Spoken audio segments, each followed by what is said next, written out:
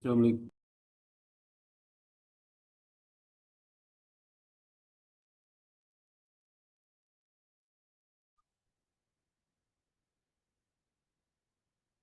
Ya, Assalamualaikum warahmatullahi wabarakatuh. Waalaikumsalam, Pak. Lu buka di on cam ya.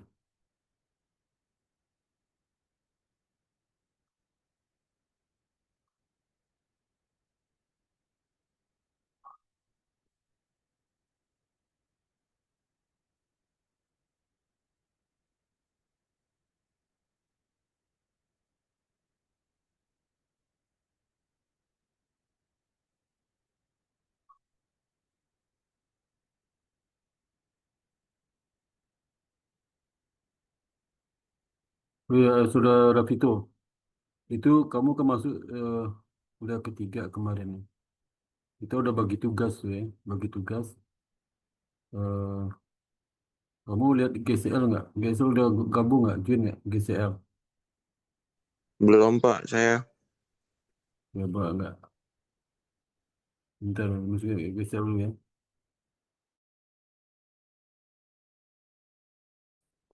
Bentar.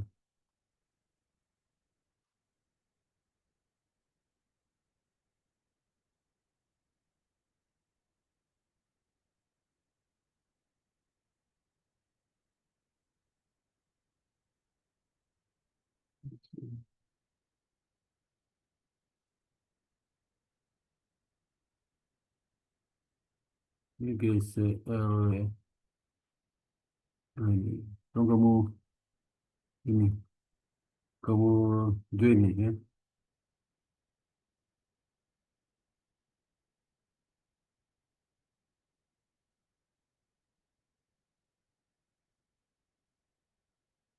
Udah join, dah.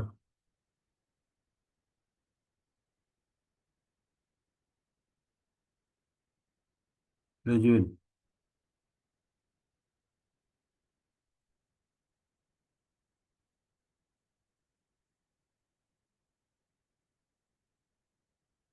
Udah join belum? Oi. ini sedang join Pak. Lu ngomong cepat dong, jawab cepat ya. Yang diamin saya ngomong tuh ya.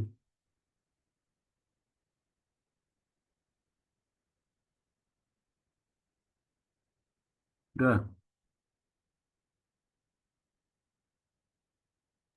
Udah Pak, udah, ya. Sorry, sorry.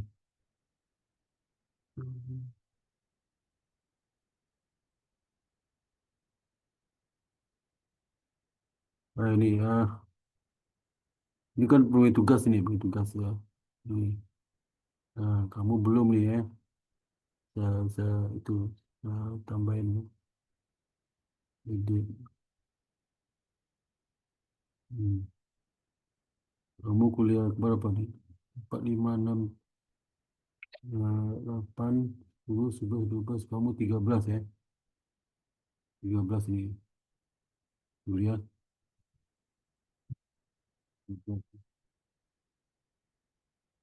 12.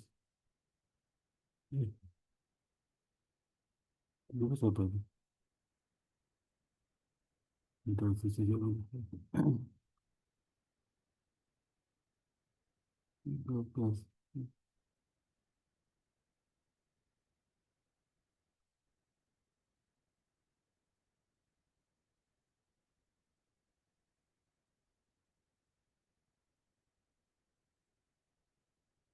Hmm,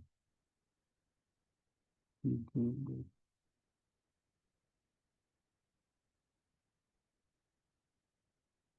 Oh,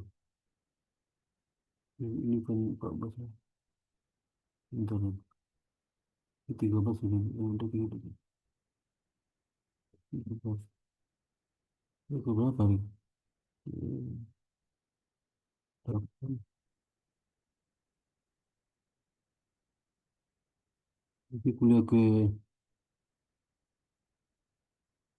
12 ini suku bunga. Risiko bunga dua. Bentar ya.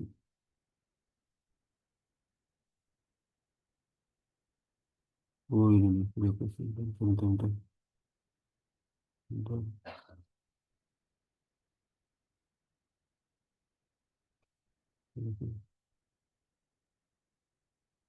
Waduh.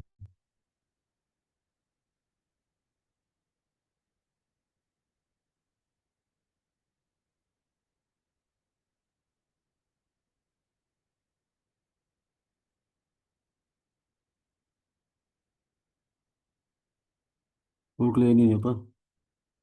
Jadi kuliah ini satu, ini kuliah ke 9 ya. Kuliah ke 9.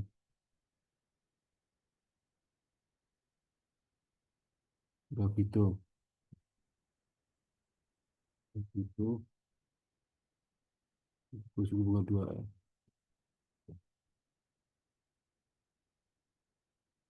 Hmm. Kalau saya ini risiko bunga satu ke 8, kamu ke 9 ya. Hmm. Udah.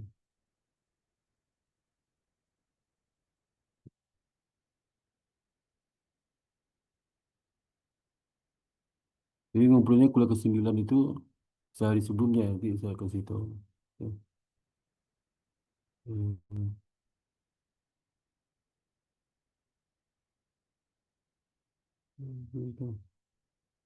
Oh, sorry, sorry. Ini kuliah 11 apa ya? Kuliah 11. Ini 13 rezeki. 1, 2, 3, 4, 5, 6, 7, 8.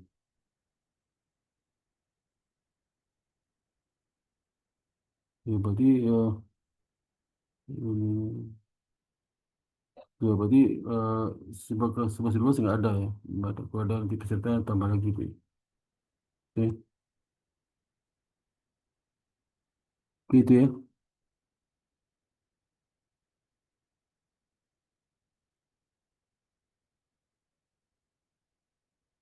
Kira tanya sampai sini. Jadi nggak boleh telat ya. Kalau telat nggak bisa terima lagi itu. Dan juga waktu membuat PowerPoint sudah lihat PowerPointnya. PowerPointnya itu sesuai dengan silabus ya. Silabus. Pakai buku Saunders ya. Jangan bikin PowerPointnya cari di internet PowerPointnya. Itu kamu baca aja gitu. Berarti nilai 60 gitu ya. 60 nilainya. Jadi kalau tugas videonya sesuai dengan buku eh, silabus ya. Nah nilainya 80 minimal. Tapi udah dijelaskan ya. Tapi kalau asalnya 60 nilainya. Itu ya. Minimal tugas 60. Yang asal 60 nilainya. Ya. Ya dengar nggak ini? Halo? Ya, Pak. Nah, ini nanti saya cek kan bisa upload di YouTube nanti. Dengar.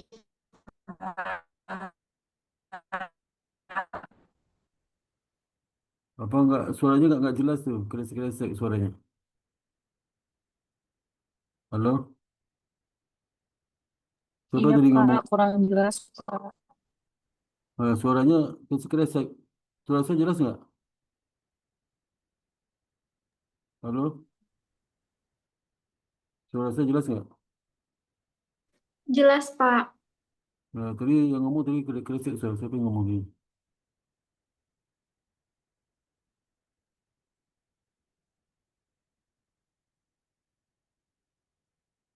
Yang sekarang itu apa absen ya?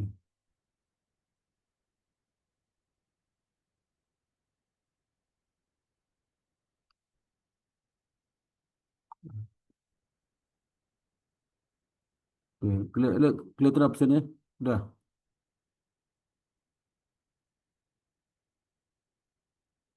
Ya absen itu nggak seulang lagi ya. Jadi kalau sudah nanti absennya kurang ya, itu nggak ada komplain lagi itu, nggak saya koreksi lagi itu. Jadi itu saya absen kuliah ini waktu awal kuliah sama surat telat masuk bisa juga kasih tahu Pak saya hari ini tadi nggak telat ya. Tapi kalau besoknya kamu komplain udah nggak usah kubris ya, nggak usah koleksi lagi. Jadi misal Rapito hadir ya, hadir. Rapito mana Rapito? Hadir. Saya, Pak. Pak Buru Zaman mana? Buru Zaman, Pak Buru Zaman nggak ada, absen. Ini nggak ada lagi komplain ya, Pak hari tanggal tanggal Jumat saya masuk, nggak ada ini absen ya. Nggak mungkin salah nggak absen. Dia mana dia? Hadir, Pak. Hmm. Angelia, Hadir, Pak. kemudian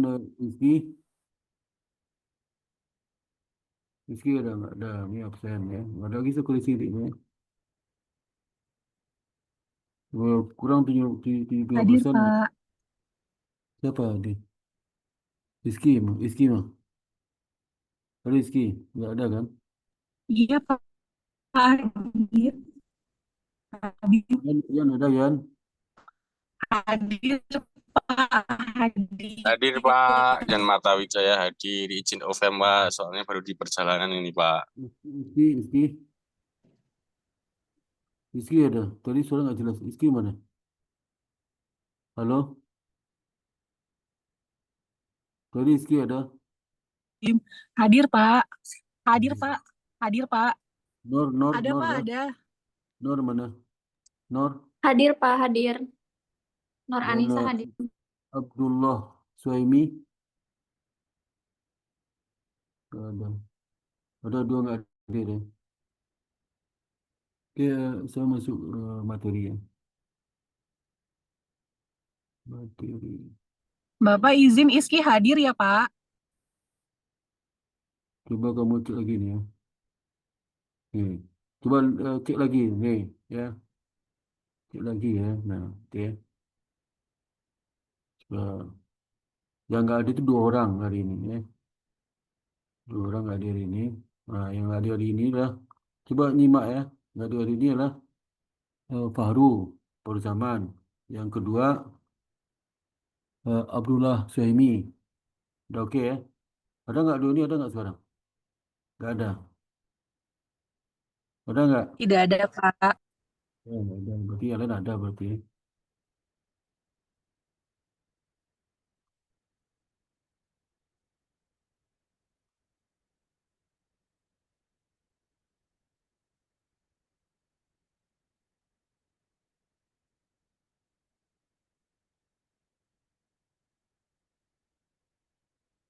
Oke, sekarang kita masuk ke market risk ya. Risiko pasar ini kita dari sisi perbankan ya. Bukan di sisi investor di pasar modal ya. Bukan di sisi perspektif manufaktur bukan ya. Ini perspektif dari sudut pandang perbankan nih, lembaga keuangan nih. Wah, bukan dari sudut pandang investor pasar modal ya. Jadi jangan salah-salah. Jadi hati-hati melihat materi ya.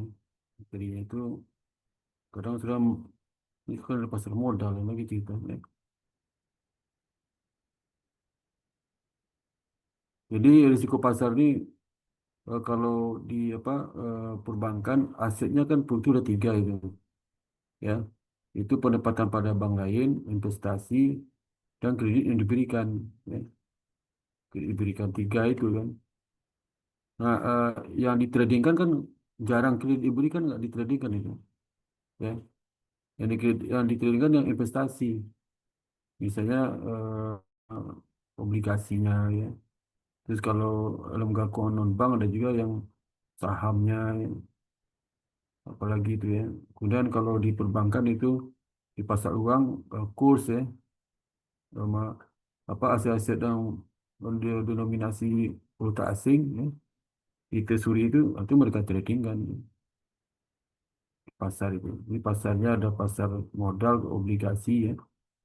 Kalau di perbankan kan nggak boleh trading saham, nggak boleh ya, dilarang. Dulu waktu tahun 90-an masih boleh ya. Berapa undang perbankan yang baru sebelumnya boleh gitu ya. Bapindo tempat saya kerja dulu, sekarang gabung Mandiri, itu ada dealing roomnya itu bermain di pasar modal, jual beli saham. Karena boleh setelah undang-undang perbankan baru nggak boleh lagi. Kemudian pasar uang mereka apa trading kan valuta asing ya, valuta asing, jual beli jual besar valuta asing. Kemudian di pasar berjangka mereka trading kan eh, sesuatu harga derivatif ya, option, future, forward dan sebagainya. Ya. Nah di pasar real nggak ada mereka. Pasar real itu seperti di pasar Tanah Abang nggak ada, di mereka jual beli baju nggak ada ya, jual beli apa tuh eh, mobil nggak ada, di bank nggak ada. Di bank itu tradingnya di pasar modal, obligasi saja ya, bukan saham. Yang kedua di pasar uang, yang ketiga pasar berjangka ya itu.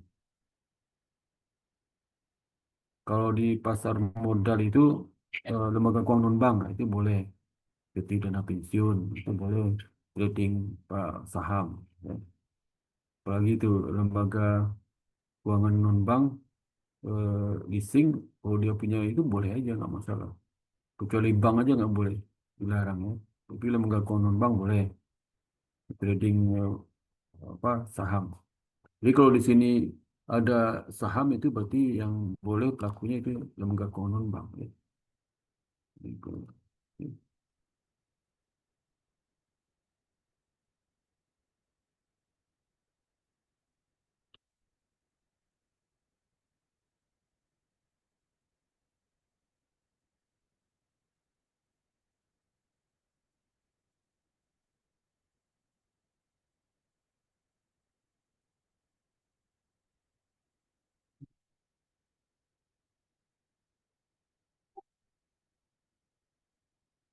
Kondisi.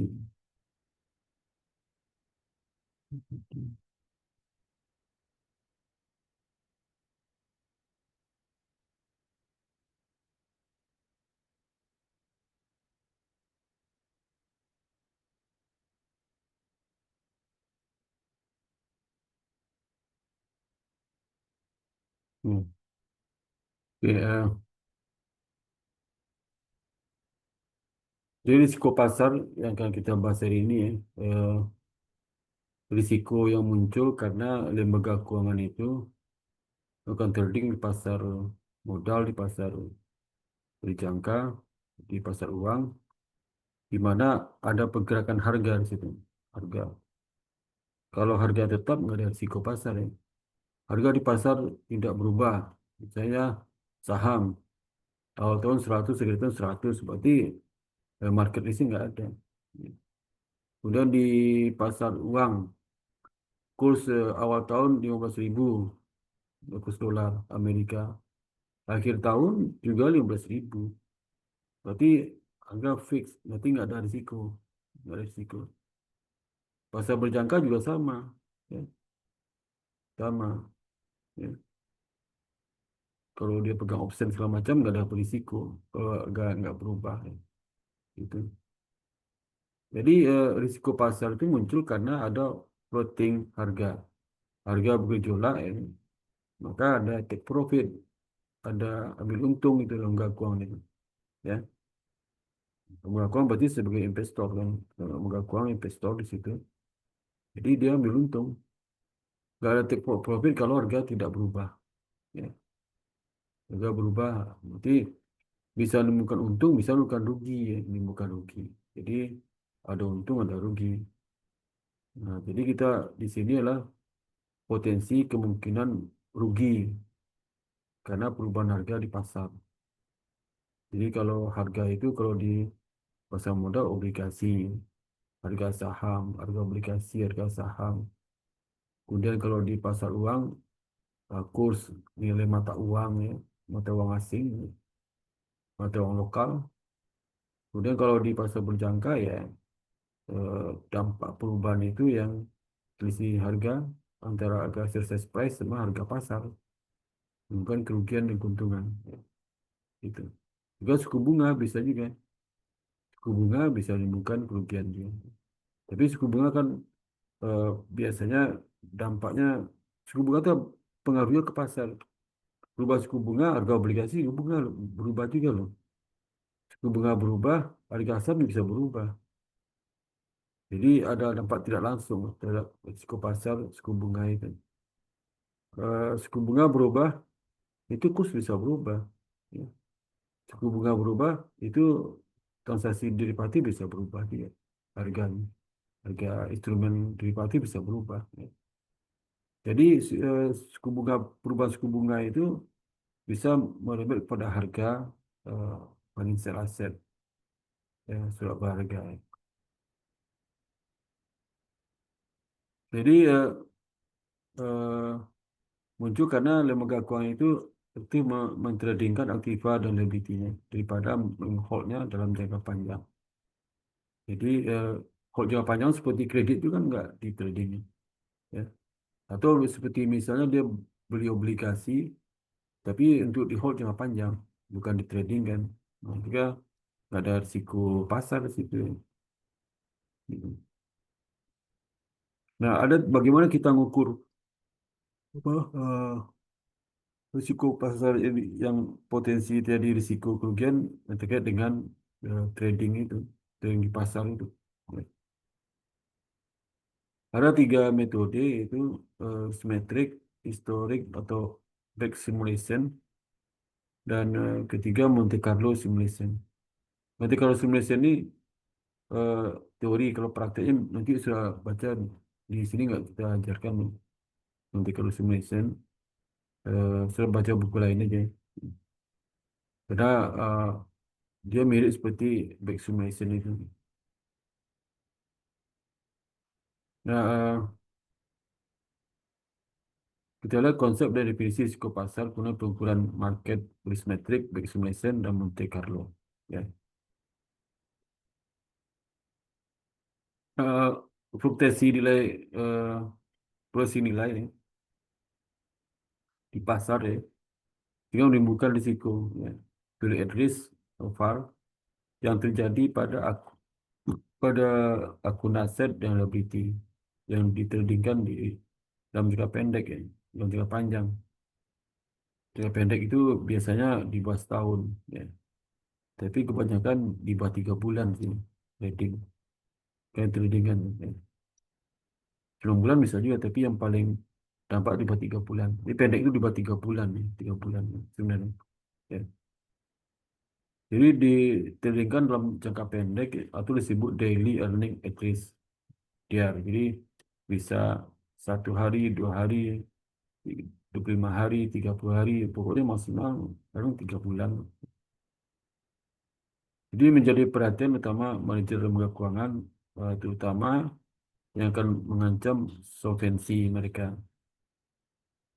Jika kondisi ini berpotensi timbul market risk bagi lembaga keuangan. Jadi potensi karena perubahan nilai itu, potensi nilai. Nilai nggak berubah berarti nggak ada market risk, nggak ada. Tidak ada market risk. Jadi market risk atau VaR adalah risiko yang terkait dengan ketidakpastian earning lembaga keuangan dari trading portofolionya yang disebabkan oleh perubahan kondisi pasar seperti harga harga aset ya. Harga aset itu seperti aset financial aset, kalau dia memiliki apa investasi jual pendek obligasi ya, kemudian kalau dia lembaga keuangan non bank itu memiliki investasi saham dijual kembali waktu jangka pendek ya.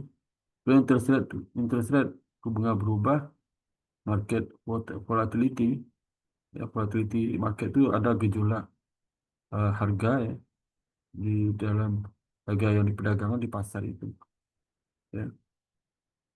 Maka di dalam pasar itu spekulan itu selalu eh, menggoyang harga, yang menggoyang isu supaya harga berubah.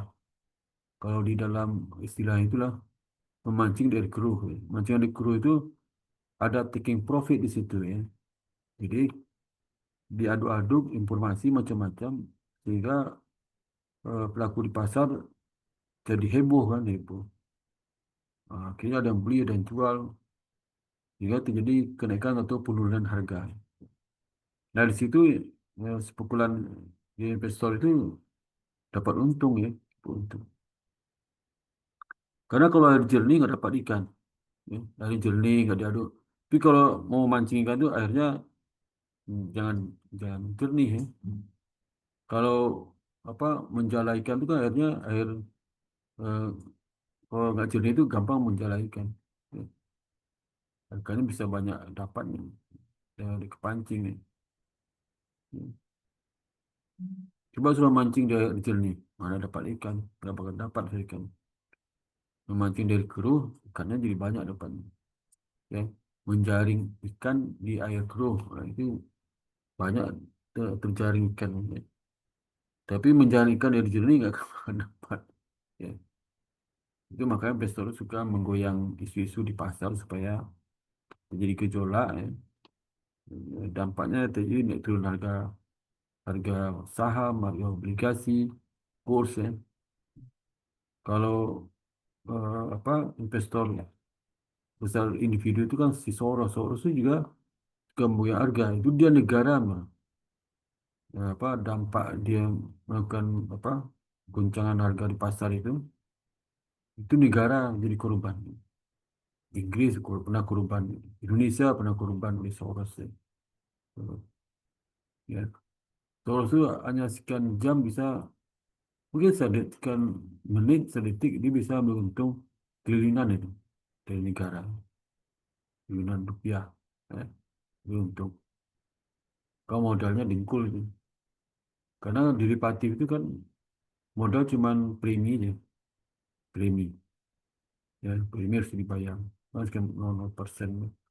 Keuntungan bisa berlipat dari premi itu. Dia nggak punya modal. Punya modal. Ya. Modalnya dipakai untuk menggoncang harga aja. Itu modal dipakai. Tapi setelah digoyang, maka modal kembali lagi. Modal untuk menggoyang harga itu kembali lagi jauh. Untungnya luar biasa. Itu si Soros kerja. Ya. Ke market liquidity. Ya, market liquidity itu juga makin liquid market itu maka kemungkinan harga berubah itu lebih cepat. Ya. Tapi kalau marketnya nggak liquid, harga itu kan stabil. Sama apa saham tidur itu karena saham itu eh, nggak ada transaksi di awal tahun sampai itu nggak ada transaksi, harganya kan nggak berubah. Harga berubah karena ada transaksi, ya. Ada transaksi. Ya. Jadi perubahan harga itu karena ada transaksi. Tapi kalau nggak ada transaksi, awal tahun harganya 1.500. Selama tahun 2025 nggak ada transaksi. Di akhir tahun ya 1.500 saja. Jadi nggak liquid, volatilnya nol, transaksinya nol, ya, risikonya nol, nol. Keuntungannya nol, risiko nol, keuntungan nol, no risk, no return, ya, high risk, high return. Kalau risiko nol, untung nol juga. Nggak mungkin risiko nol, untungnya besar nggak? No. Ya, risiko nol, ya, high risk, high return, ya, no risk, no return, ya, nggak ada risiko, nggak ada return. Itu konsepnya. Ya. Nah, bagi kedua pengukuran market risk itu penting di market risk diukur karena dengan market risk diukur apa mengukur potensi risiko yang akan terjadi dalam trading di pasar itu berapa kira-kira. Ya. Jadi sebelum dia melakukan trading itu dia sudah estimasi risiko yang akan dihadapi. Sama sekarang itu siapa sih ini siapa yang suka masalah ijazah palsu ya di Desmond, di Dr. Tifa, udah Dr. Roy ya. Roy, Roy itu namanya, siapa ya Roy? Ya, Roy Suryo, Roy Suryo. Nama Roy itu sama Suryo jadi unik. Ya. Roy aja banyak nama orang Roy, tapi Roy Suryo jarang. Ya. Nah itu tiga itu satu lagi Fadilah kali, Ustaz Fadilah, empat itu. Ya. Walaupun tersangka ada 12 orang, tapi yang sering muncul kan yang empat itu. Tiga paling ramai yang muncul, yang satu lagi Fadilah agak kurang tampil muncul lagi jarang ya. Yang paling aktif itu tiga itu. Nah, tiga itu kan sudah memperkirakan risiko yang akan terjadi. Dia udah tahu, ya. Makanya dia nggak gentar, nggak takut. Investor itu kenapa berani eh, trading di pasar uang? Karena dia sudah tahu risikonya dan sudah antisipasi. Ya. Tapi kalau risikonya nggak tahu, yang tahu yang untung doang, itu bisa shock gitu ya, bisa stres. Ya. Maka si dealer yang kalau dealer yang di perbankan itu kan eh, dia akan trading di pasar uang, pasar berjangka. Ya. Dia kan tenang aja. Dealer itu nggak boleh stres, tenang aja. Tidak ada ekspresi, ya, nyantai. Kenapa? Setiap langkah itu udah tahu risiko yang udah hadapi. Yang takut itu orang nggak tahu risiko, ya. Kalau takut risiko tahu pasti nggak jadi kan, ya. Dia takut nih, risiko tahu pasti nggak jadi menempuh jalan itu. Kan menempuh jalan itu karena dia udah tahu risiko, nggak masalah. Makanya diancam apapun yang tiga itu nggak mempan itu, nggak mempan kan itu. Ya. Nah makanya dia sudah memisur market risk itu, sudah memisur risiko yang dihadapi oleh eh, karena dia mengkritik, ya, melakukan riset, menguji ijazah itu sama nggak dengan yang asli. Dari mana ijazah uji itu? Dari tampilan dari PSI, apa? Partai Sosial Indonesia, apa? Partai apa tuh? PSI itu pada sekatan saya lupa ini. Ya. Karena nggak jadi perhatian bagi saya. Jadi penting itu mengukur risiko. Kamu juga dalam kehidupan sehari juga begitu. Kuliah di IBS, sudah tahu risikonya. Risikonya apa? Terganggu pekerjaan. Kemudian waktunya bertambah, mikirin kerja juga mikirin kuliah. Itu risikonya. Ya. Kemudian juga tahu apa eh, risiko lagi apa risiko keuangan akan ada pengeluaran yang lebih harus dibayarkan untuk kuliah. Tahu risiko yang dihadapi. Kemudian kemungkinan nggak lulus, ya. Tahu juga risiko. Kalau tahu risiko, maka ada strategi untuk mengatasi risiko itu. Ya. Strateginya, cara mengatasi risiko harus tahu. Ya. Ini ada mahasiswa kuliah kuliah di S1. Dia bilang nggak tahu risiko, nggak juga. Nggak peduli dengan risiko, nggak peduli juga dengan hasil, nggak peduli juga dengan keuntungan. Ya. Apa untung dia kuliah? Nggak peduli dia. Apa untungnya kalau dia nggak kuliah? Nggak peduli juga. Apa risiko dia hadapi kalau dia kuliah? Itu nggak peduli juga. Ya. Sehingga akibatnya apa? Nggak ada upaya dia untuk belajar lebih baik. Ya. Ada upaya dia untuk mengatasi apa yang dia atasi nggak jelas juga. Ya. Dia easy going, ya. Air mengalir. Itu kan eh, konsep artis, ya. Air mengalir aja. Maka artis itu begitu dia nggak jadi apa nggak dapat peran lagi kan langsung bangkrut kan. Duitnya dihabisin pada saat dapat uang itu. Padahal kalau dia itu hidupnya bisa ngatur duit, nggak akan ada yang bangkrut artis itu. Ya, waktu dia itu dapat miliaran, foya, habis duitnya. Begitu jadi artis, begitu jadi nggak ada peran lagi, habis duitnya. Udah dihabisin itu masa jaya itu. Tapi coba kalau hidupnya nggak berubah ini. Dia tahu risiko nanti udah nggak laku lagi, duit dari mana, makanya nabung kan, nggak suka foya. Ya. Tapi susah juga ya, karena dia merasa foya itu bagian dari kehidupan berarti. Ya. Juga kamu itu ya, kuliah kuliah saya kuliah di kelas sore. Risikonya apa? Waktu istirahatnya berkurang. Ya. Kalau saya sekarang sudah tidur, dia nggak tidur. Sekarang ini kalau saya nggak mikirin tugas, tapi mikirin tugas. Itu risikonya. Kemudian uang duit keluar, bayar SPP per semester. Ya. Itu belajar. Ya. Risiko ada. Tapi kalau udah bertekad untuk kuliah, risiko itu gampang deteksi. Gak masalah. Ya. Hadapi dengan ikhlas. Jadi apa manfaat ukur market risk itu? Pengukuran market risk, ya. Itu manajemen informasi, ya. Memberikan informasi bagi manajer senior yang mengenai risk, exposure, potensi risiko yang akan dihadapi di kemudian hari, sehingga dia bisa melakukan pengelolaan kan, mengelola bagaimana apa risiko hadapi sekian sekian itu bisa dihadapi dengan strategi apa. Kalau kita sekarang makan mitigasi risiko. Setting limit, setting limit itu batasan dalam trading itu. Ya, misalnya risiko kan kalau dia tahu ini. Di dalam trading dealer itu, seorang itu kalau kalau dia apa pegang pedagang di pasar uang, dia menang nih, menang 1 juta dolar. Ya. Kalau mana saudara mungkin masih habis main terus karena kelelahan, dia main terus sehingga bisa kalah itu, kalah. Sehingga waktu dia menang masih 1 juta dolar itu langsung 1 juta dolar dia langsung ditarik tuh di Swiss saat dia main lagi diganti sama teman yang lain. Temannya bikin slot baru lagi untuk bertanding untuk apa untuk eh, bukan trading di pasar uang jual beli hold jual beli tapi teman serat itu udah stop ya. Karena biasa kalau kalau baru masuk biasa lebih semangat, lebih fresh. Biasa potensi kalah itu gak kurang. Tapi kalau udah sekian jam main ya, udah 4 jam trading ya. Terus diteruskan juga sampai 5 jam itu akan collapse ya.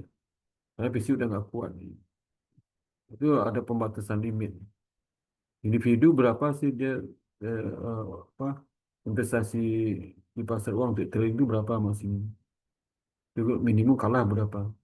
Kalau dia kalah, itu ada minimum kalahnya, maksimum kalahnya.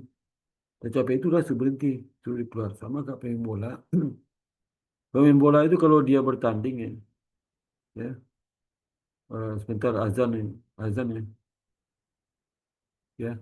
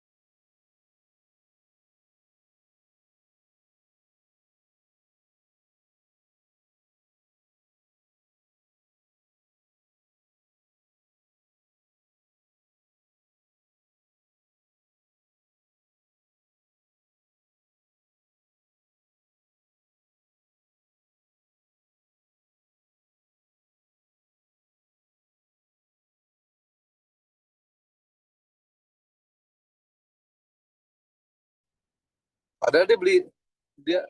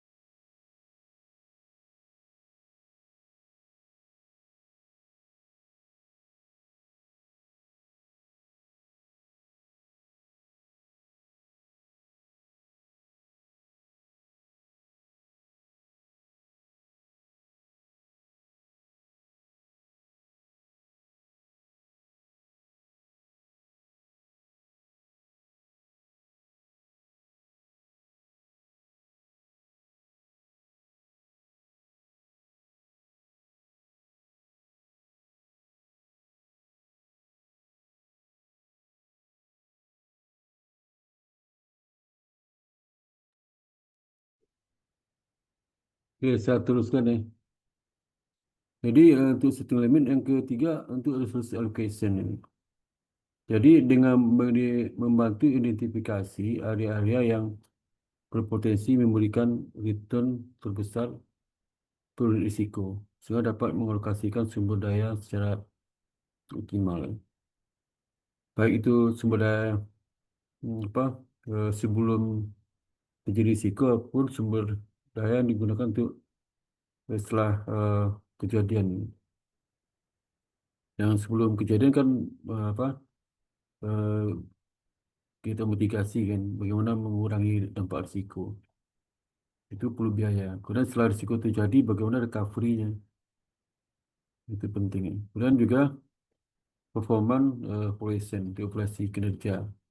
Kemudian terkait dengan regulasi juga. Ya. Jadi kalau misalnya di OJK, nah OJK itu kalau dia tahu risiko perbankan ya, dia akan membuat aturan peraturan di perusahaan juga sama. Kalau kemungkinan risiko kredit misalnya, maka dia mesti bikin peraturan dalam proses pemberian kredit ya. Kriterianya, kemudian apa jumlah kredit diberikan per cabang, per orang, kewenangan sampai di mana, karena dia tahu risiko itu. Nah, bagaimana kita menggunakan dalam model dalam market risk model ya, untuk mengatasi apa untuk menghitung berapa jumlah risiko yang apa yang dihadapi secara rupiahnya berapa ya. Berapa nilai risiko yang perlu dihadapi. Tadi kan identifikasi risiko. Ya. Ada tiga model risiko pasar market risk. Ya. Pertama risk metric atau varian atau covariant approach, pendekatan varian atau covarian. Ya. Yang B strict atau black simulation. Ya. Yang C Monte Carlo simulation. Nah, dalam risk metric model ini di mana market risk merupakan estimasi kemungkinan kerugian karena kondisi yang berlawanan nih. Berlawanan.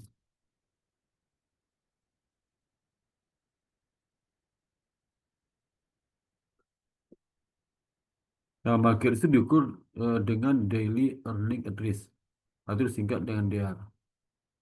DER dari lembaga keuangan, DER terdiri dari tiga komponen. Pertama lah market value at position of the position, kemudian dikali dengan apa price sensitivity of the position.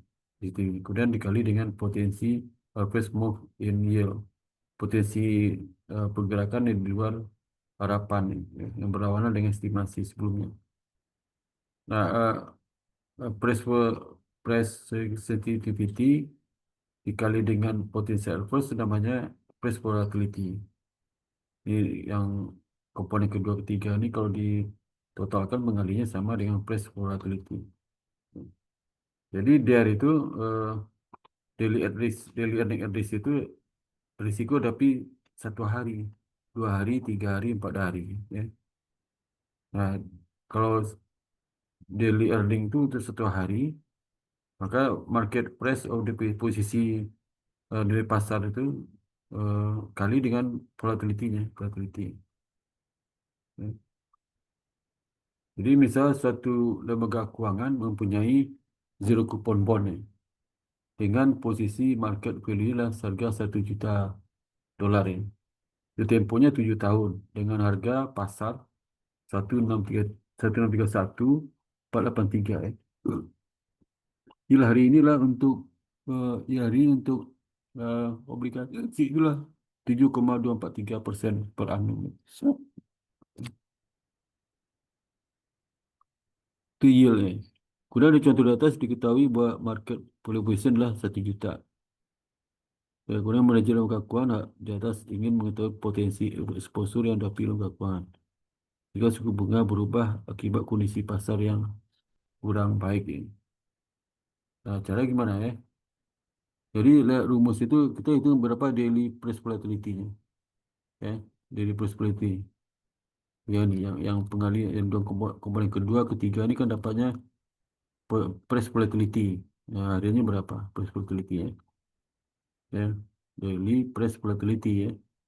Itu price sensitivity kali average daily yield.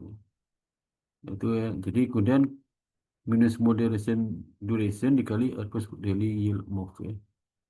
Jadi ini price sensitivity to small change in yield sama dengan minus modified duration ya.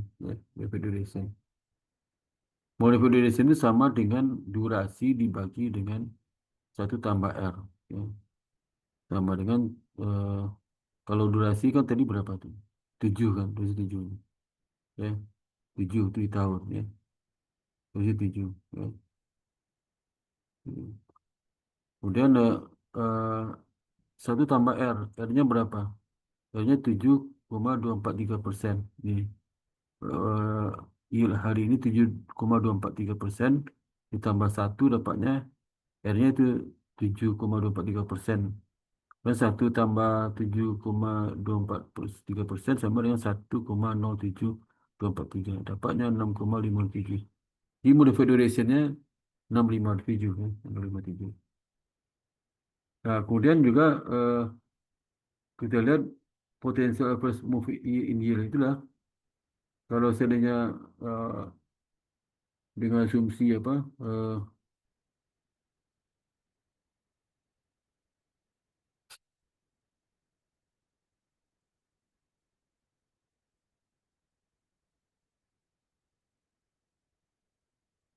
kalau dia apa alpanya berapa tuh? Sorry, kalau 20 hari eh, ini apa 0,0165 ya. Jadi ini lihat sini ya. Jadi Z 16,5 basis point ya. Nanti dapatnya dari apa Sulawesi kali alpha ya. Sulawesi kali alpha ya. Kali alpha. Ini Sulawesi 1,65. Oh, 5 itu di mana itu? Dari errornya sama dengan 5%. 5%. 5% itu nanti Z-nya 1,05 kali Sulawesi. Dapat Z 16,5 basis point ya. Nilai Z-nya. Jadi SP-nya kan 0,05 ya. By more than 16,5 basis point. 16,05 ya. Jadi 1,05 itu sama dengan apa alpha 5%. Isinya 1,5 kali dikali itu dikali uh, Sulawesi. Nah, Sulawesi di sini berapa? Sulawesi adalah uh, Sulawesi dari min itu sama dengan 16,5 basis point.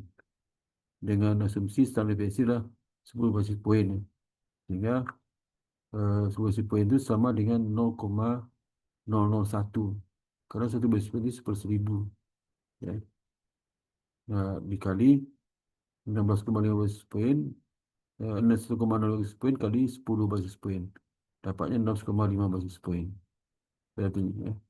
Atau jadi 0,5 basis point itu sama dengan 0,00165 kan ini 16,5 per 1000 kan 16,5 pas 0,5 itu sama dengan 0,00105 ya.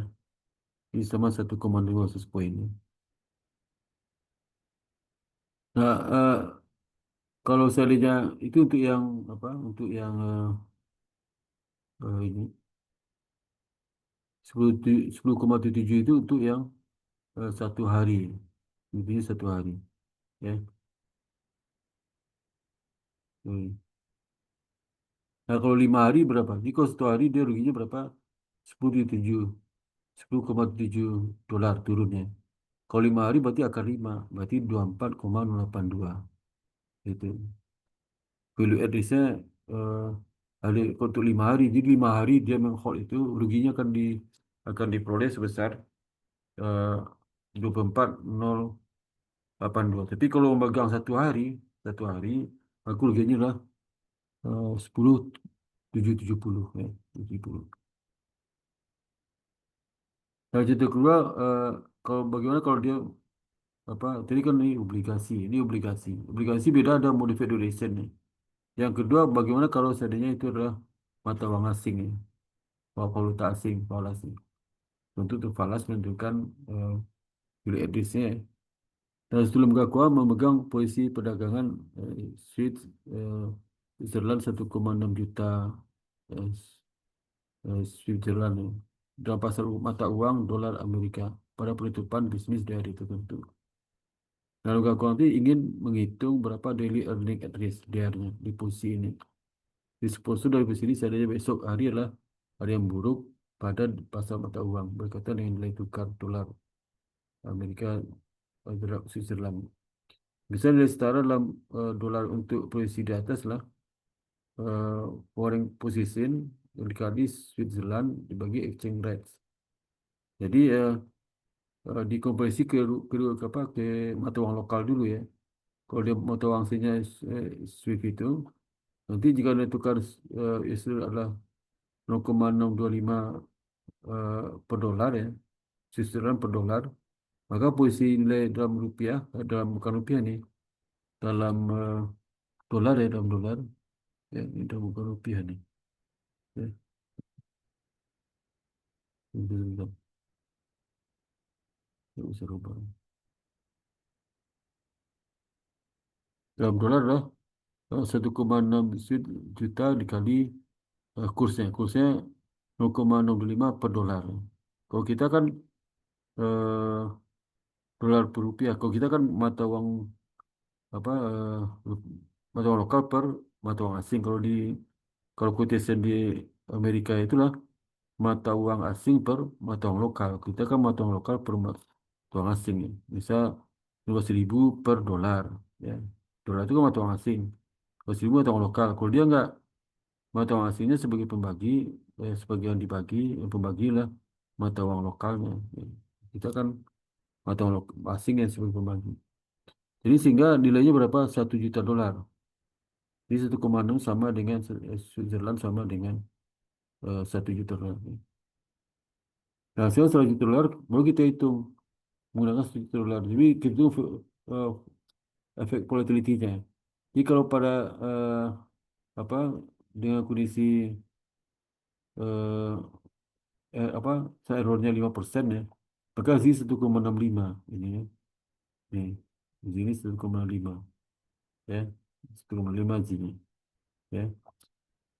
1,5 dengan asumsi errornya adalah 5%. Ya.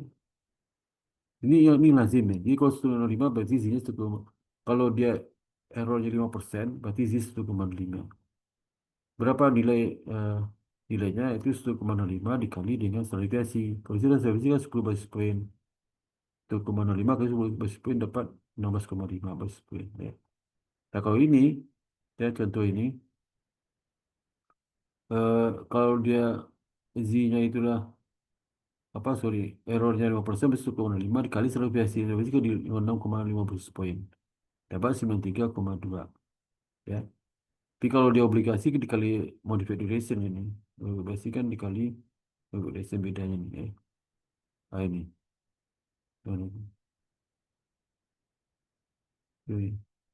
Ini dikali modified duration untuk price volatility. Tapi kalau jadi potensial apa dikali modified duration. Tapi kalau mata uang asing nggak ada modified durationnya.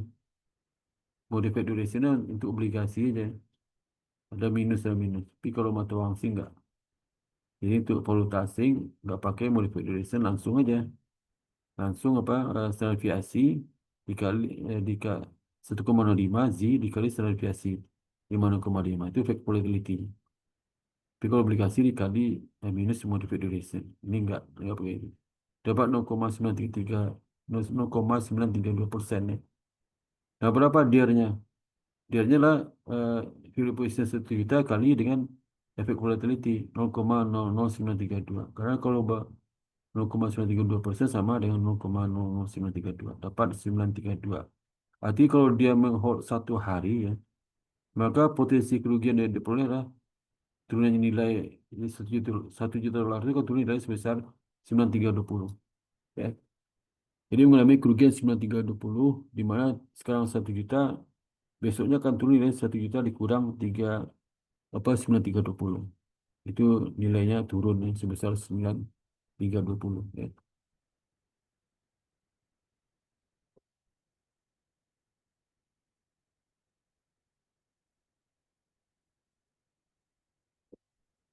Jadi dengan potensi exposure terhadap pendapatan harian karena perubahan nilai tukar mata uang dari dolar ke Swiss ke arah berlawanan, maka untuk lembaga keuangan tersebut akan memegang Swiss 1,5 juta dolar ada 9,320 potensi turunnya nilainya. Kalau dia ingin menghold 5 hari, maka dia value at risk untuk 5 hari, dia dikali dengan akar N. Akar N itu 5 hari, 5 hari di hold. Berarti ruginya jadi 28,40. Kalau 1 hari kan 9,320. Kalau 5 hari bukan dikali 5, tapi akar 5 kan. Ya. Jadi potensi 5 hari turunnya nilai itu 28,40. Ya. Kenapa nggak kali 5? Karena dia kan bukan setiap hari. Bisa contoh, hari ini rugi 9,320. Ya. Kalau sudah pegang. Hari kedua, nggak dikali 2. Kemungkinan hari kedua itu mungkin eh, bisa naik bisa turun. Kan udah digabung selama 2 hari. Nah, 2 hari itu akar 2. Tapi kalau 3 hari akar 3. Kalau 1 hari 9,320. Kalau 5 hari akar 5. Kalau 10 hari akar 10 kali akar 10. Jadi selama 5 hari 28,40. Bukan 9 kali 5, 45. So, 5 ke 45. 45 koma berapa ya? Atau 50 ya. Ini enggak, nih 20 aja. Jadi dia itu risiko yang terhadapi 1 hari. Yang contoh ketiga adalah bagaimana kalau market risk itu dari ekuitas. Jadi gimana? Ekuitas juga sama. Ekuitas itu mirip kayak seperti eh, mata uang asing. Dia nggak menggunakan modified duration. Jadi DR-nya, jadi nanti apa eh, volatility-nya lah sama kayak seperti mata uang asing tadi untuk ekuitas itu variasi dikali dengan 1,05. Nah, 1,05 kali dengan variasi. Kenapa 1,05? Karena 5% ya, errornya. Kalau di soal pasti 5% cuma jarang yang 2,5% atau 1%. Ya. Atau 5%. 5% Z dapat 1,05. Volatility dikali variasi. Variasi itulah eh, jarak antara observasi dengan rata-rata ini. Itu Z itu. Apa itu variasi. Terus variasi diketahui apa variasi? Eh, apa variasi? Wih. 20% variasi. Ini variasinya 2%, maka 2% dikali 1,65 dapat 0,033. 33. Gitu ya. Tiga. Nah, itu 3,3%. Ya. Maka dia untuk kuitas adalah 1 juta dikali 0,33 dapat 33.000. Jadi kalau dia pegang kuitas 1 hari, dia mengalami kerugian karena penurunan nilai kuitas sebesar 33.000 1 hari. Kalau dia 5 hari, 33.000 kali akan 5. 5 dia. Ya.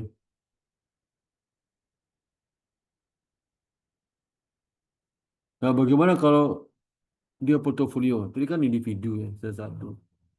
Berapa kalau portofolio ya, maka dilihat risknya dihitung dari formulasi menghitung variasi di portofolio.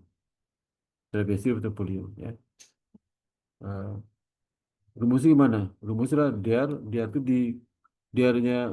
Jadi kalau dia itu menggunakan apa? Portofolio ada 3 ya. A, B, C. Ya. A, B, C. Maka ada 3. Pertama lah DR obligat apa sekuritas A dikuadratkan, dan DR sekuritas B dikuadratkan, DR sekuritas C dikuadratkan. Kemudian tambah dengan itu dikurung ya, ditambah dengan 2 kali row sekuritas A dengan B. Row itulah korelasi antara sekuritas A dan B kali 2. Korelasi berapa? Korelasi itu 0 sampai 1 kan. Korelasinya berapa? Apakah 0,5, 0,7, 0,8 atau 0,2 ya. Lalu juga row itu bisa negatif. Minus 0,1, 0,6 sampai -1, maksimal 1 kan. Korelasi itu kan minimal 1 ya. Kemudian dikali der obligasi sekuritas A dengan sekuritas B. Dan kombinasi kalau dia 3 itu kan korelasi ada kalau A, B, C. Jadi korelasi antara A, B, A dan C, dan B dan C. Dia 3 kombinasi. Itu menggunakan kombinasi binomial, ya. Binomial. Ada rumusnya kan. Kalau di matematik ada rumusnya. Misalnya kalau kombinasi ada 5, berapa kombinasi 5 itu? Misal A, B, C, D, E. Berarti A dengan B, A dengan C, A dengan D, A dengan E. Ya, kemudian berikutnya lah B dengan C, B dengan D, B dengan E. Berikutnya lah C dengan apa? Dengan ini, dengan D, C dengan E. Kemudian berikutnya D dengan E. Ya. Itu kombinasi. Kalau dia 5, ya. 5. Nah, maksud kombinasi itu nanti kita eh, sebagai faktor penambah dari itu, dari eh, apa DR A, DR B, DR C itu dikuadratkan masing-masingnya. Kalau dia 3, kalau 5 berarti 5 juga. DR A, DR B, DR C, DR D, DR E, ya. DR E. Dan masing-masing dihitung berapa korelasi dikali DR masing-masing. Korelasi A. Berarti korelasi ada 2 ya. Ada 2 instrumen. Nggak mungkin korelasi A, B, C nggak ada. 2 aja. Hubungan A dan B. Nggak mungkin hubungan A, B, C ya. Itu nggak ada. Itu namanya nggak normal. Hubungan segitiga itu dalam matematik nggak ada. Nggak ada hubungan A dan B. Itu nggak normal kan. Hubungan A, B, C. Nggak normal. Kalau normal itu ada treatment khusus ya. Lebih rumit lagi ngatasi. Ini normal itu ada A2 aja. Jadi masing-masing ada 2 kali korelasi AB dikali DR A dikali DR B. Kemudian tambah dengan 2 kali korelasi A dan C. Ya. DR A, DR C. Kemudian tambah dengan 2 korelasi B dan C. Ya. 2 kali korelasi B dan C dikali DR B kali DR C. Ya. Nanti dikurung semua, itu di akar setengah. Akar setengah sama dengan, kalau pangkat setengah itu sama dengan akar akar akan diakarkan. Jadi diakarkan atau dipangkat setengah, ya, sama aja sebenarnya. Akar setengah sama diakarkan. Nah, ini misalnya untuk ketahui misalnya lembaga keuangan itu memiliki 3 jenis sekuritas. Dalam satu portofolio ada sekuritas obligasi, ada sekuritas apa valuta asing, eh, apa reserve fund ya. Udah ada Swiss franc, SFF Swiss franc. Udah ada apa posisi stok, jadi ada 3 itu. Pertama adalah eh, obligasi, yang kedua itu apa mata uang asing, Swiss franc. Yang ketiga adalah eh, saham. Nah, saham ini menggunakan ini posisi stock market index, seperti indeks. Jadi indeks ada 3, indeks saham, kemudian obligasi, kemudian valuta asing. Nah, masing-masing sekuritas itu ya kan satu kantong itu, satu portofolio. Itu memiliki DER masing-masing. Kalau yang obligasi DER-nya lah 10/70. Kalau Swiss franc spot itu 9320. Ekuitas 33.000. Itu angka itu dari contoh ini, contoh yang tadi itu. Kan ada itu masing-masing nih. Ya, kalau yang ekuitas 13.000 DER-nya. Dan kalau yang itu apa? Kalau valuta asing dari berapa? Ini 9320.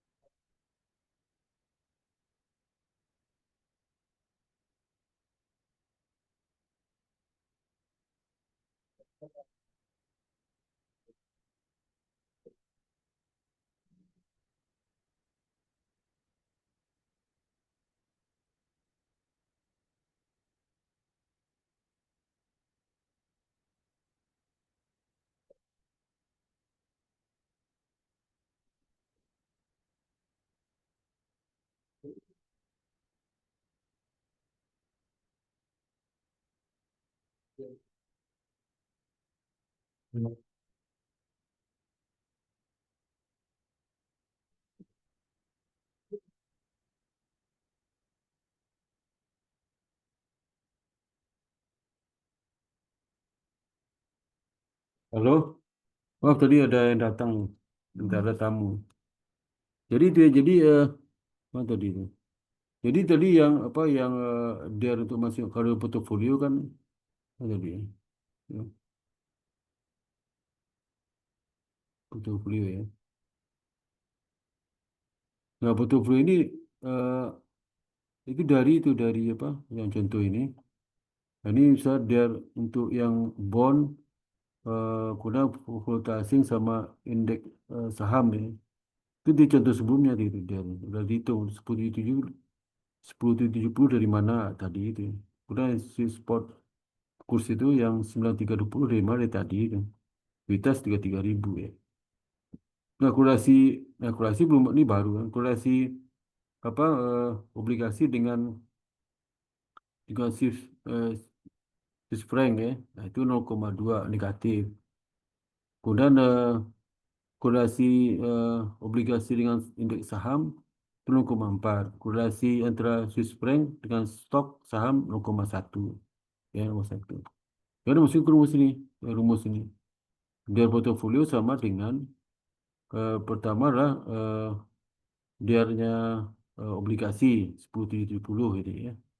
Dikuadratkan. Kemudian diar tambah diarnya apa diarnya itu diarnya ini eh, Swiss franc 9320 dikuadratkan.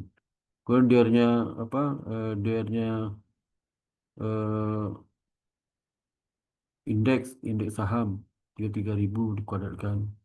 Kemudian tambah dengan dua kali korelasi antara obligasi dan Swiss franc itu minus 0,2 dikali dengan diarnya obligasi dan 10.7 dikali dengan diarnya Swiss franc.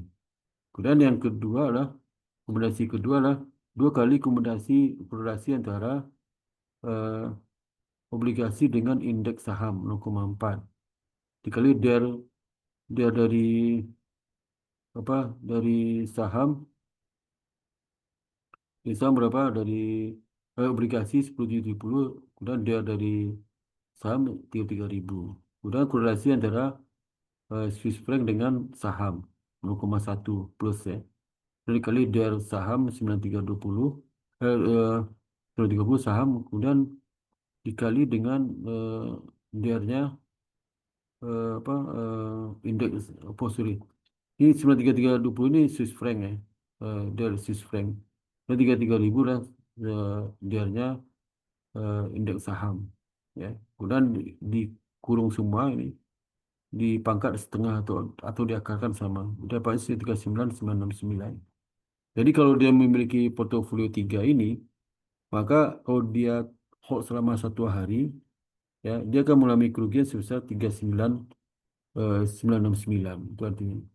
Tapi kalau di individu kalau dia mau hold cuma obligasi saja maka dia kan 10.770 gitu rugi 1 hari. Dan kalau dia hanya megang apa Swiss franc saja maka kerugiannya 9.320. Kalau memegang apa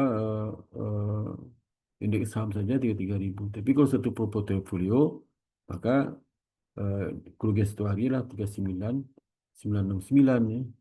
Jadi bukan 10.770 tambah 9.320 tambah 33.000. Bukan itu ya, ada rumusnya ya. Ya, jadi karena makin mengecil kalau sendiri letakkan besar tuh. 10.70 tambah 9.320 tambah 33.000 berapa itu ya? 43 bisa 51.000 lebih posisi sendiri. Tapi kalau digabung ya kerugian cuma 39.969 ya. Makanya disatukan lebih ringan risiko. Kalau sendiri lebih besar risikonya ya. Itu portofolio itu. Itu arti portofolio ya. Jadi jangan berinvestasi sendiri, beli portofolio. Kalau portofolio sini apa? Seperti dana reksa itu, reksadana ya. Reksadana, nah itu kan portofolio. Tapi kalau beli beli misalnya saham sama si A, beli saham B sama si B, Tulisan dengan masing-masing itu bukan portofolio itu maka kerugiannya lebih tinggi. Ya, tinggi. Nah itu yang arithmetic itu ya, arithmetic itu melihat apa daily earning at risk-nya, daily earning at risk. Daily earning at risk itu sebenarnya apa Z-nya apa berapa errornya 5%, maka Z-nya adalah 1,65 dikali standar deviasi. Itu volatility-nya. Volatility. DR-nya sebesar itu. Ya. Dan sorry, itu volatility. Nanti dikali dengan nominal investasinya itu. Harga pasar investasi berapa harga pasar dikali dengan itu ya.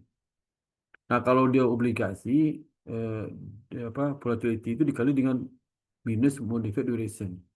Tapi kalau saham eh, sama valuta asing, falas itu nggak dikali modified duration.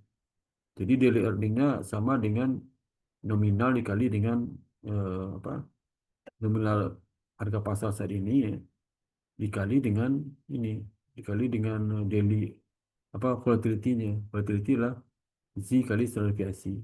Z itu tergantung errornya. Z itu maksimal 3 tuh. 1, 2, 3. Makin ke ujung Z-nya makin makin membesar ya. Terakumulasi lebih besar.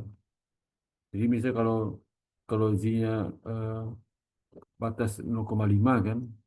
0,5 contoh ini. Kalau saya lihat nih. Ya. Nah, ini.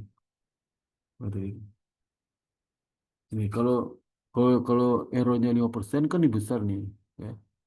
Berarti Z 1,05. Padahal dia 3 kan. Sampai ke ujung ini 3. Ini kan 0. 0. Basis point. Sampai ke ujung ini dia 3 nih. Ya. Tapi sampai sini udah 1,65. Lebih separuh sedikit. Padahal apa jarak itu luas daerahnya lebih besar yang dari 0 sampai 1,05 kan. Tapi kok dari sini kok lebih kecil tapi lebih besar gitu kan. Ya. Besar berapa itu? 3 dikurang 1,05 berapa? Jarak sini. Kan lebih besar tuh 1,35 ya. 35. Ya. Jadi nggak tergantung apa luas ini. Ya, tergantung tingkat risikonya. Makin ujung risiko makin tinggi. Tinggi risikonya. Sini nggak berisiko kan. Jadi Z-nya 1,65. Jadi Z itu tuh bukan bagi rata gini. Misal kalau Z-nya 3, ini 1, ini 2, ini 3. Bukan gitu. Ini sebenarnya kalau dilihat kan 2/3 nih. Tapi kenapa nggak 2 Z? Tapi Z 1,65. Ya. Jadi makin ke ujung Z makin besar. Ya, makin besar Z. Bukan proporsional. Kecepatan besar lebih lebih tinggi. Ya, karena kan mungkin error ke ujung makin error lebih tinggi Z.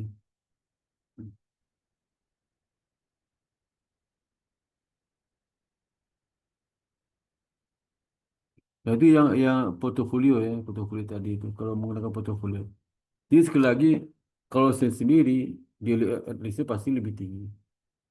Ditotalkan individu 1 atau individu 2, di 3 pasti tinggi. Tapi disatukan jadi portofolio lebih rendah total risikonya. Jadi 39,969. Tapi saya sendiri, totalnya aja saya sendiri. 10,7 tambah 9,3 tambah 33, sekian. Lebih tinggi kan.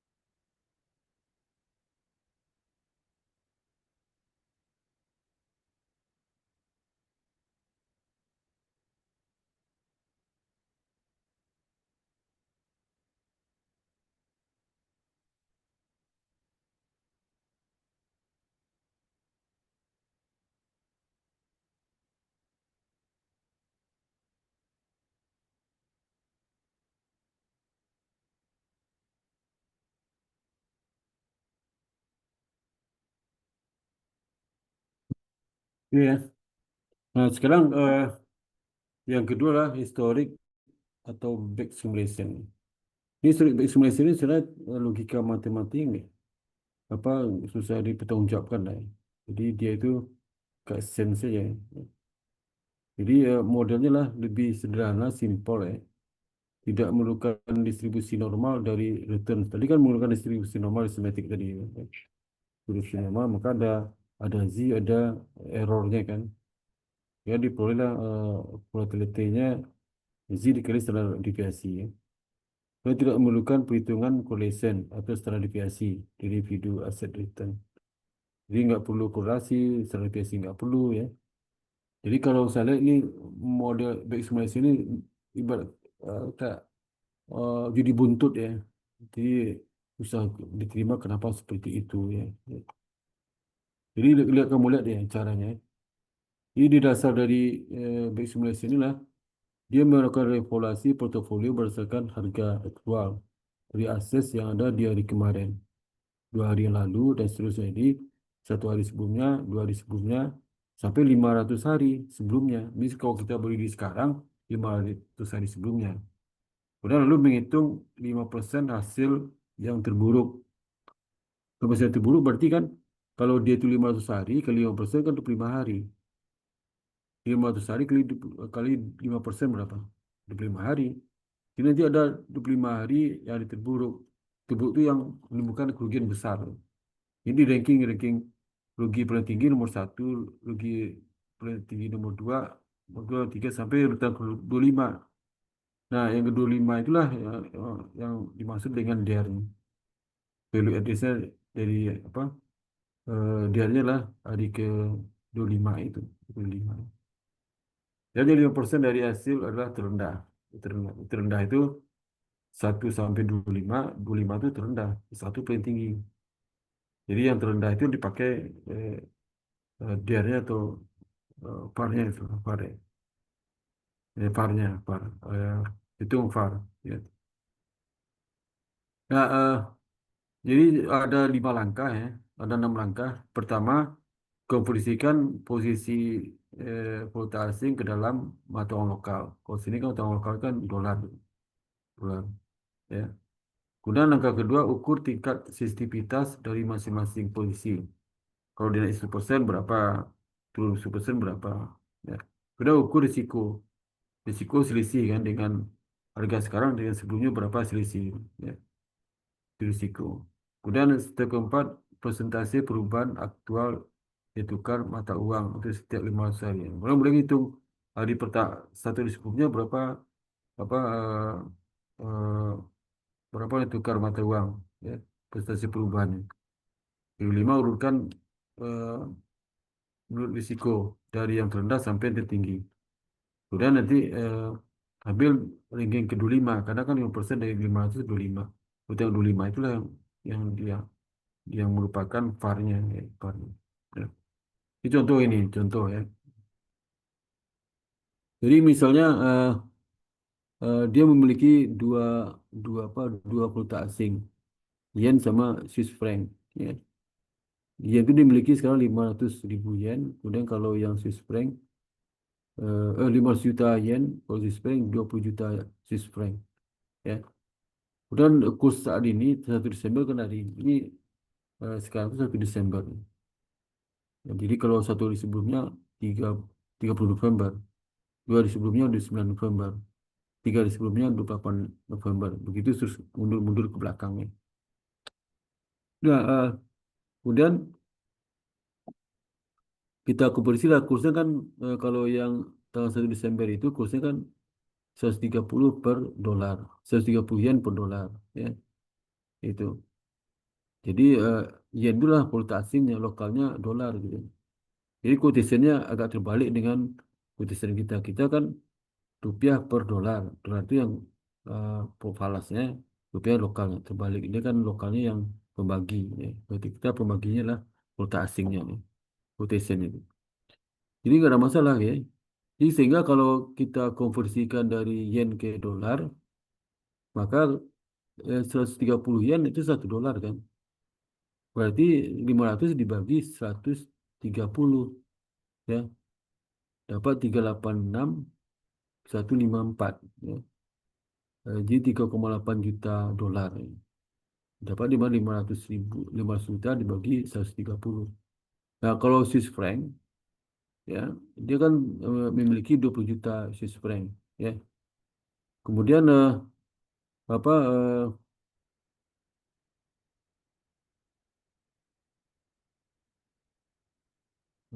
sebentar, sebentar, Mas.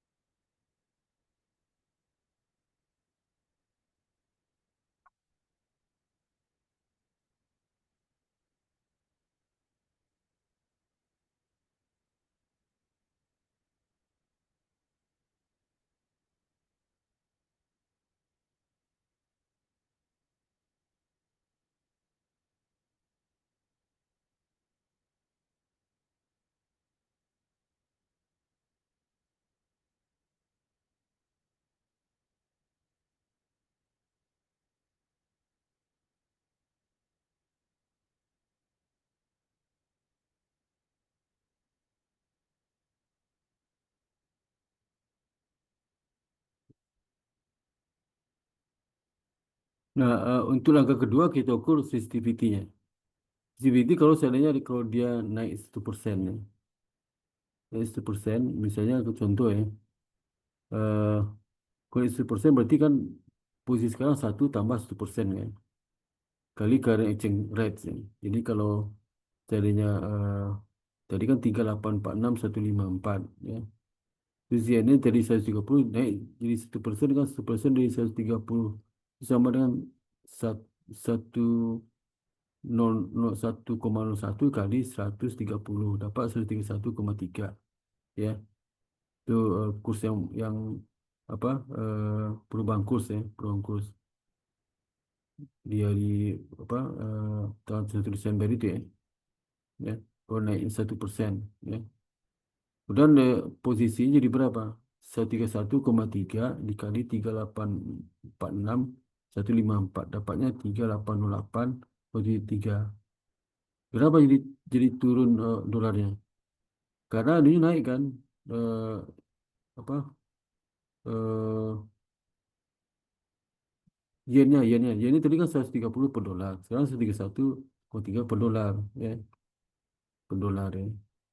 Di dolar itu makin mahal, gitu. Yennya turun, ya.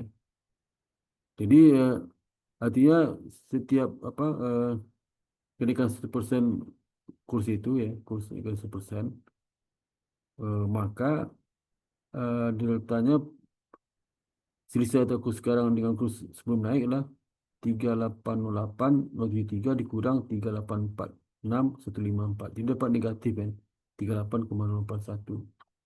Tadi kan 3846,154 kan turun 3808,03. Terus 38,81. Jadi kenaikan 1% kurs dari yen itu, maka eh, terjadi penurunan dolarnya 38,81. Jadi rugi. Begitu juga kalau di segi Swiss franc, kalau naik 1%, maka kurs jadi berapa itu? 1%, 1% tambah 1,01 dikali 1,4. Dapatnya 1,414. Kemudian dolarnya kan 14,85,714, ya, dolarnya. Atau boleh dikatakan 20 juta dibagi 1,414 kurs setelah naik 1%. Dapat 14,144,272. Jadi turun, kan. Dulu turun banyak itu, ya. 20 juta jadi 14 juta 144,272, ya. Itu. Itu turun kursnya kalau kursnya berapa? Tadinya 1,4 jadi 1,41, ya. 1,41. Itu turun berapa ini? Jadi 1,4 sekarang 1,414, ya. 1, ya. Atau didolarkan jadi 14 juta 144. 272. Turunnya berapa? 141,442. 442. Itu. Jadi kerugian 141,442 kerugiannya. Nah, itu ya.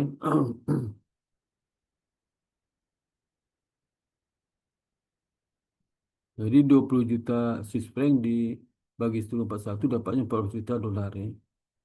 Tadi kan 14.285, sekarang 14.144. Jadi turunnya 141.442 ya.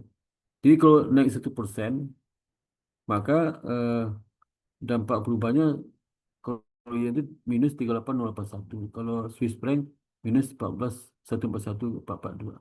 Nah, coba kita hitung kalau perubahan apa? eh, kalau tanggal 30 November, kalau 30 November. 30 November itu kurs realnya berapa? Kursnya kan 30 November itulah apa?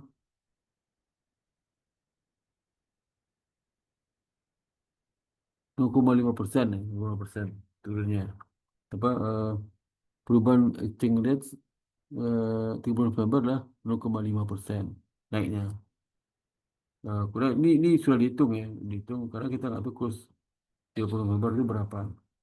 Kemudian perubahan exchange rate untuk yang Swiss franc 0,2%. Nah, kalau dia 1% kan minus 38,81. Kalau 0,5% berarti 0,5% dikali 38,81 dapat minus 19,405. Dan kalau yang Swiss franc, kalau naik cuma 0,2%, kalau 1% kan minus 141,42. Kalau dia 1% naiknya. Kalau dia naik 0,2%, berarti 0,2% kali 141,442 dapat minus 288,4 itu. Karena kan dia minus ya. Dua kali minus. Hasil nggak minus sih. Nah, itu nanti eh, untuk tanggal 9 November berapa berapa risikonya ya. Risikonya eh, bisa jadi dapatnya positif ya. Positif, negatif, positif. Dan kemudian diurut ya. Langkah ke 4 itu diurut ya. Empat itu di apa diulang lagi perhitungan untuk yang 9 November. Setelah itu tidak hanya 30 November sampai 15 hari berikutnya. Kemudian langkah kelima di ranking. Ranking misal dapat rankingnya yang tertinggi itulah 6 Mei 105 kerugian. Ini kerugian ditotalkan nih. Ini 19.0405 tambah minus 8.288 dapatnya total kerugiannya lah minus 47.328 total kerugiannya ya. Nah, kemudian ini kalau 30 November nanti setelah dihitung masing-masingnya sampai sampai 15 hari berikutnya ya. Berikutnya sebelumnya kembali sebelumnya. Maka di rekrut rating itu tanggal 6 Mei ruginya 105 rugi ya, negatif. Kan yang 27 minus 103 udah 76. Pokoknya ini kita nggak tahu angka udah dikasih begini. Penting caranya. Nah, yang ketiga juga sama. Itu lagi ruginya. Ya. Nah, sampai ranking 25 kan kenapa 25? Dia 5% dari 525 hari hari terburuk. Ya. Kalau 5%, 5% itu kan error. Errornya 5%. Sedangkan 95% itu hari baik. Berarti hari buruk 5% kan. Nah, hari buruk itu eh, di ranking 1 sampai 25 hari. Di 1 sampai 25 yang terbaik, terburuk ya terburuk. Ya. Dapat 25 itu, adalah di 25 itu minus 47, 43 105, terendah itu 47 328. Nah ini yang disebut dengan 47 328 inilah apa merupakan ini VAR-nya VAR. Di VAR-nya berapa? 47 328. Berarti 30 November 2003 VAR ini. Kemudian ranking kelima itu di tanggal 1 Desember. Ya. 30 November. 30 November, sorry, 47. 23 November. Hari terburuk lah ya. Itu VAR-nya. Nah, kemudian dari VAR ini ya, ini VAR ini yang ngapa 1 hari. Yang terburuk adalah 47, 38,6. Kalau kalau di hari satu hari berikutnya, 5 hari berikutnya berapa? 5 hari berikutnya 47, 328,9 dikali akar 5 gitu. Ini satu hari berikutnya 47 ruginya. Kalau 2 hari dia menahan, berarti 47 minus 47, 328,9 ya. Nah itu di apa? Akar 2, dikali akar 2. Akar 2 kan akar N. N-nya kan 2. Kalau 10 hari berapa? Kalau 2 hari, 1 hari itu 2 hari, 3 hari. N itu hari ya. Hari. Lama dia pegang itu. Dia ada pertanyaan nggak sampai sini? Ada pertanyaan?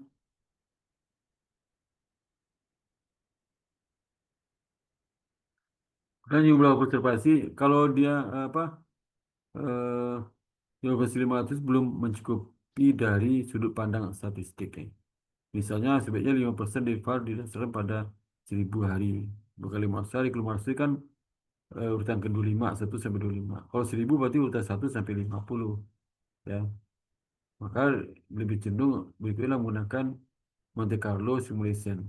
Ya, karena tadi sampelnya masih kurang. Monte Carlo kan sampelnya 10.000 observasi. Ya. Dia menggunakan metode covariant historis dan random number generator untuk mendistribusikan observasi. Tujuannya adalah untuk mereplikasi distribusi hasil observasi dengan data sintetis. Ya. Dia ada berapa langkah ya? 2 langkah. Oh, jadi kan 6 langkah. Ini 2 langkahnya. Pertama menghitung historik varian covariant metrik. Ya, sigmanya dari perubahan kurs itu.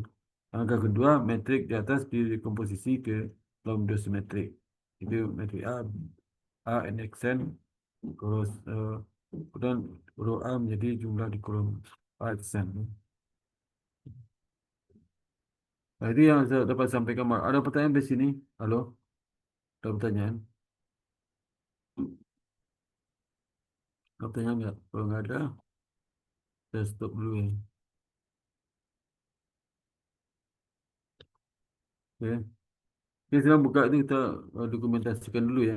Kuliah keempat ini. Kuliah keempat nih. Keempat. Ya. Kuliah keempat, saya hitung ya. 1, 2, 3. On cam dulu ya. On cam. Ya. Angelina baru zaman ya. Nisa Yan Mata Wijaya ya. Yang di apa di on cam kan ya. Oke, saya hitung ya. Ini 2 lagi nggak buka itu ya. Nggak buka apa. Nggak buka itu kameranya. Itu ya. 1, 2, 3. Bentar sama dulu.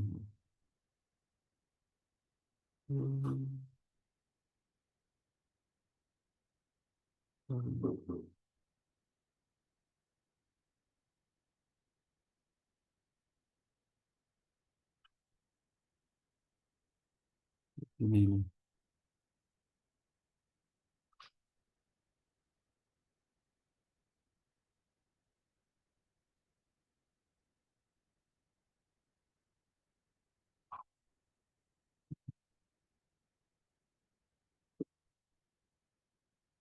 Oke ya. Kalau ada pertanyaan, cukup sampai sini. Alhamdulillah. Assalamualaikum warahmatullahi wabarakatuh. Waalaikumsalam. Terima kasih, Pak. Makasih, Pak. Ya, sama ya. Makasih, Pak. Ya, Terima kasih, sama. Pak. Ya, sama. Ya, boleh live ya.